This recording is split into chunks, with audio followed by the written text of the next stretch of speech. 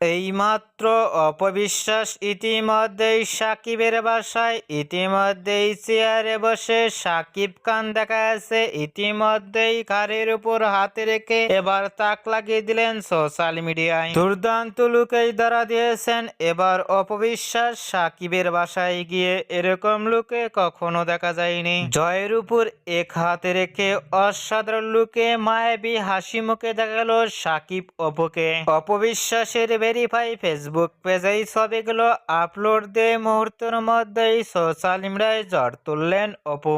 এবার সাকিবের বাসায় অপবিশ্বাসকে মায়াবী হাসি মুখে এবার দেখে ইতিমধ্যেই ভক্ত ও শুভাকাঙ্ক্ষীরাও অবাক হয়ে পড়ছেন অপবিশ্বাসকে দেখে।